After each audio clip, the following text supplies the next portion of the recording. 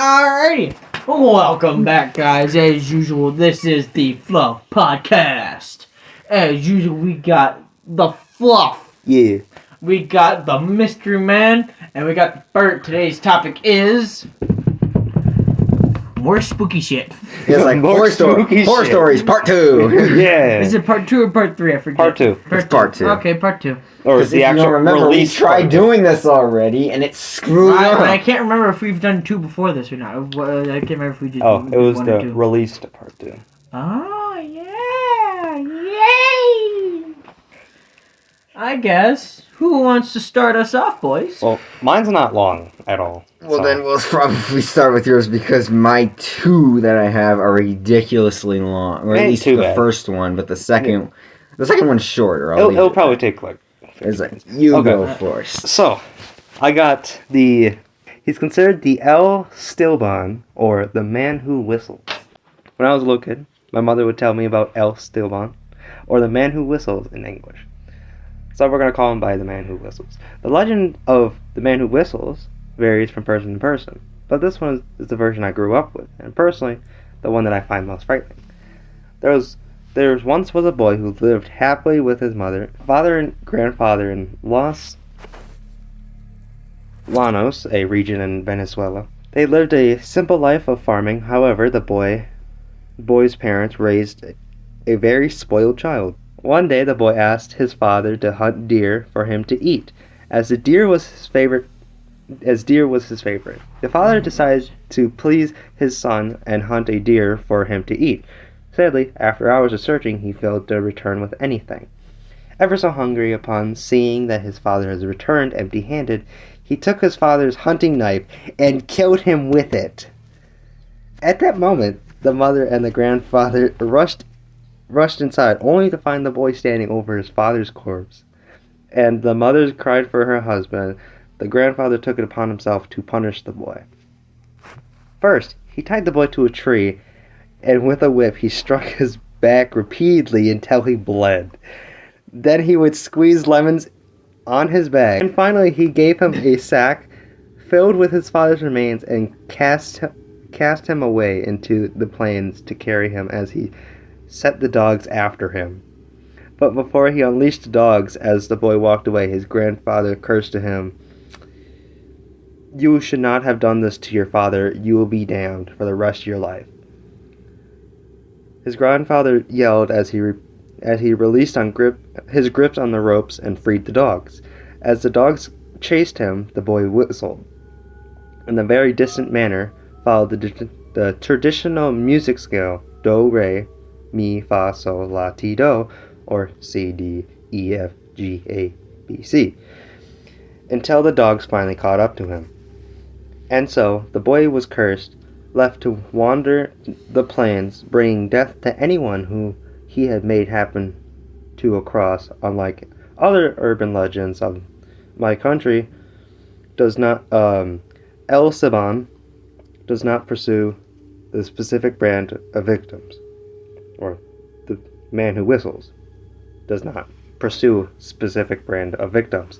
He was regarded as an omen of death for anyone who wanders the plains at night. He would follow his victims, first from afar, until gradually catching up to them. He is tricky, for at first you will hear his whistling come very close, prompting you to run away, and as you hear the whistling fade to the distance, you will feel relief, as you think this means that you're safe. But in reality, the further the whistle, the closer he is. And with the old farming hat, he was very skinny, but what will set him apart is that he will be carrying a large sack which clicks and clacks as he walks. Some say inside the sack are bones from his latest victims, but most likely there are bones of his father. He is destined to carry them forever. All I'm gonna say is, yeah, thanks a lot, Stallon's grandfather, for giving us this curse. Yeah, you may have cursed him, but you've doomed the rest of us, you Hey, last time I checked, we're not in Venezuela. My bag would be x-rayed. Hey, what the f*** is that? Oh, it's my Ouija board. I'm a demonic man. Demonic man. Yeah, you're You on the can- no fly list immediately. Damn it. Damn it. I wanted to go to Venezuela. Oh yeah, sure. Let's go with the Ouija board to Venezuela. That's a stupid idea. No, it's a stupid idea to go to the plains of Venezuela with a Ouija board. Anywhere else in Venezuela, you're fine. Okay. True. Okay. I mean, I'm pretty sure there are other urban legends in Venezuela about There's probably a lot more. about like that going down. So I don't know what to believe. Who cares? Would you go to Venezuela? Yes.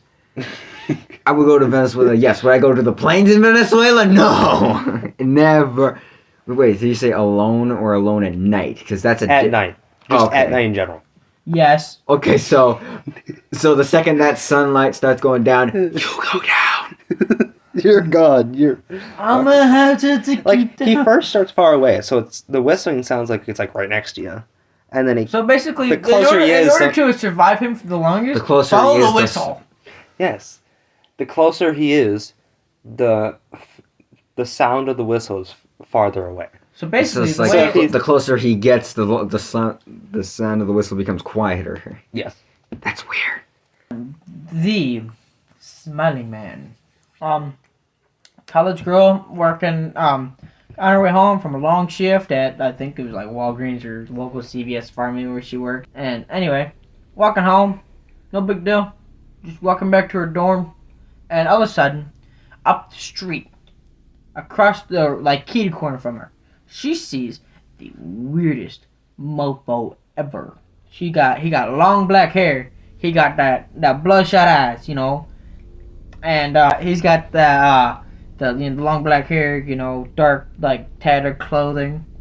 His face is pale white, and his smile is very big and very scary. She sees him, and immediately starts running, and he crosses the street. She runs faster, and keep in mind, you think that, you know, while he's chasing her, you think he'd run a straight line. No, this mofo's dancing. He's like spinning around like a drunk man. The faster she runs, the faster he spins towards her. I would say run, but that ain't right. He's spinning. You know, so eventually she makes it home okay, shuts the door, and she looks out her dorm window. He's right there, I just know. staring at her. Then she turns away for a second. He's gone. Poof. Never to be seen again. Never to be seen again by her, anyway. Yeah. Yeah, by There's- her. That's about as many. Yeah. He's just standing there, menacing me. For anyone who watched part 1, you probably heard my story on Room Zero. Yeah, well, turns out I did a bit of digging about a couple weeks ago, and I found out that it is actually part of a 3-part story that is ridiculous. That's actually a well-crafted creepypasta, unlike most you find these days that are absolute dog water. The dog. It's called Abandoned by Disney, which is, of course, is also the name of the first one. It follows this guy who decided to go to the abandoned Mowgli's Palace Resort in Emerald Isles, where I actually can't remember where that is from here. Where that is. It's somewhere in the United States. That's all I know. Near Disney. Not near, no, it was a Disney resort, so I don't know where Somewhere. it could be. Anyway. In the So general he goes area. to visit there. It's spray painted. It's graffitied. There's one in particular that kept popping up during his visit. Abandoned by Disney, which of course is probably the whole inspiration for the title in the first place. So he keeps walking around. Things are just a little weird because it's all decrepit and run down and overgrown by culture. It's creepy, but it's not supernatural in the slightest. You kind of don't expect it because Yep. Disney is always so clean.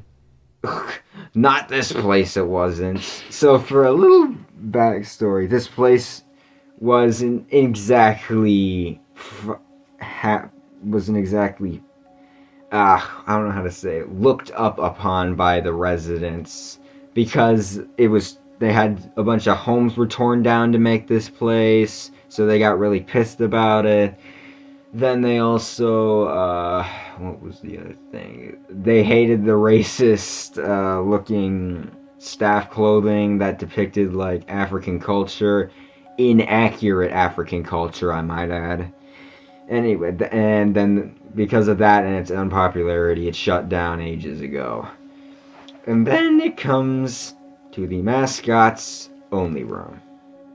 He's walking in, turns on the lights, it starts blaring. Everything seems to be normal. There's stuff hanging on hooks, rotted and like falling apart, but it's there. It's still there like it would normally be. Except for one. There's a rotten, decrepit Mickey costume sitting in the middle of the floor. And this ain't just any normal Mickey. This Mickey is completely photo negative, meaning that its colors are completely swapped. So think white where it should be black and black where it should be white. It's really disturbing. But he tries to ignore it while he keeps poking around. He picks up a Donald Duck head. Something falls out and shatters to the floor. It's hard to make out, but it's a human skull. And the second that happens, the dang photo-negative costume in the room starts standing up. He stands up. He laughs in a distorted but a well-executed Mickey voice. And then, without even hesitation or without even reason, he just says, "Hey, you want to see my head come off?" And he just starts tearing at the outer layer of the costume, but it doesn't rip like fabric. It rips like skin. And then you'll just see this yellow chunky blood gushing from it as it claws and necks at its own head. And it ends off with when he notices something scratched into one of the walls. Abandoned by God. And that's the first story. And if you want to hear the second one, that was Room Zero, and you can go check that out during the first part. Then there was the third story, Corruptus. Basically, the summarization of the story is that this researcher had been followed around by a bunch of Disney employees trying to silence his research after he went to the Mowgli's palace. Because he was confused, and he wanted to expose Disney for the truth. To see, because even though there was that supernatural faux negative Mickey costume, the human skull wasn't there on accident.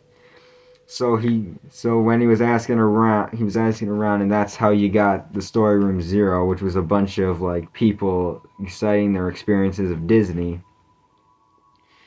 Then you got one email labeled Corruptus.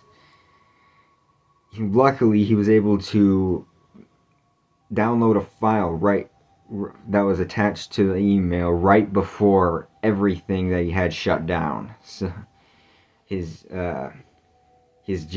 email was shut down, his phone number, everything was bricked. Luckily, he was able to make it, and the document was as follows: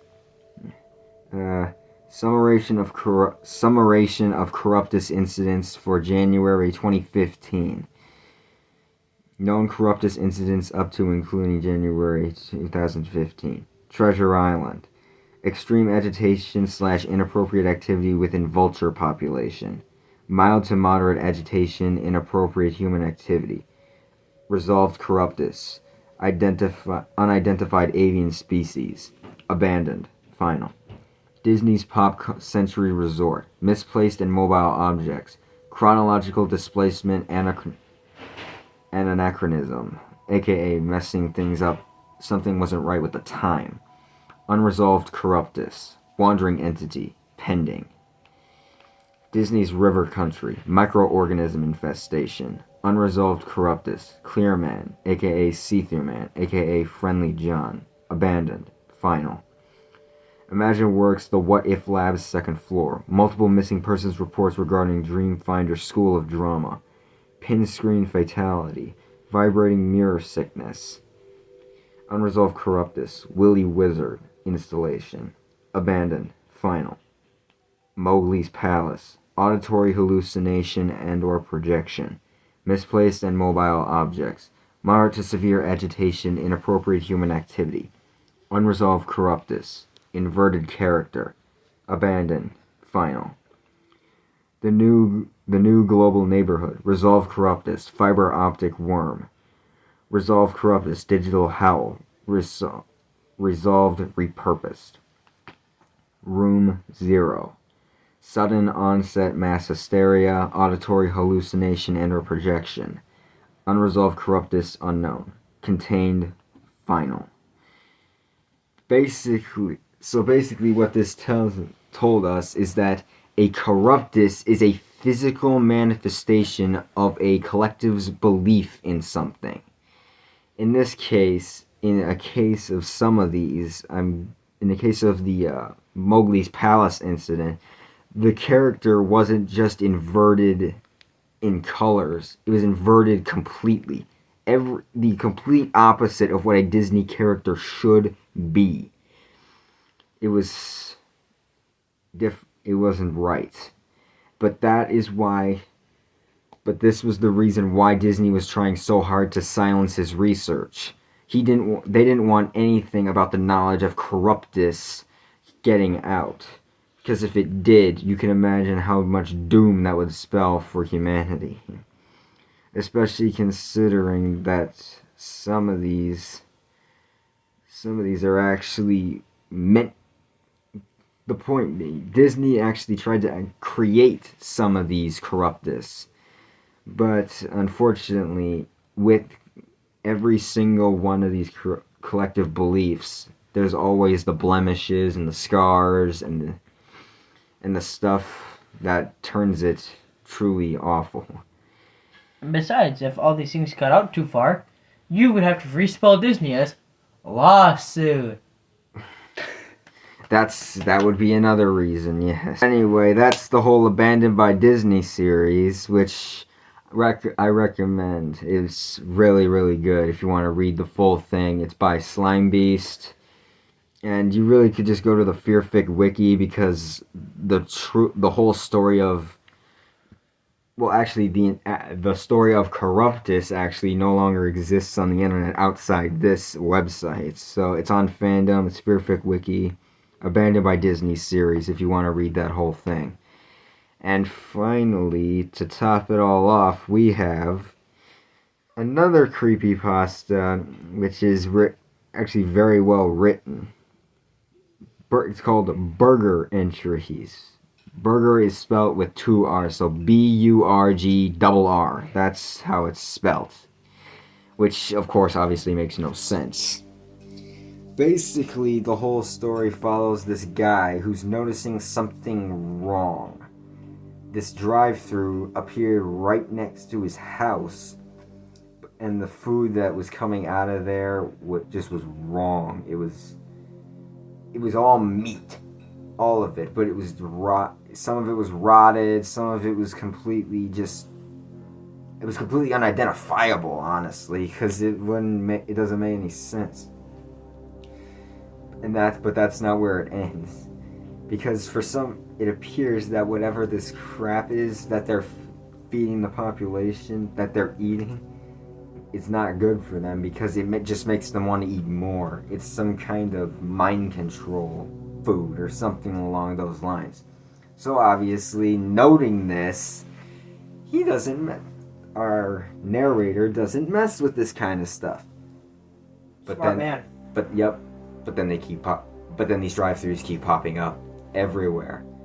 There's one in the supermarket, there's one in the pharmacy, there's one in the trunk of a freaking tree that's somehow dispensing this crap.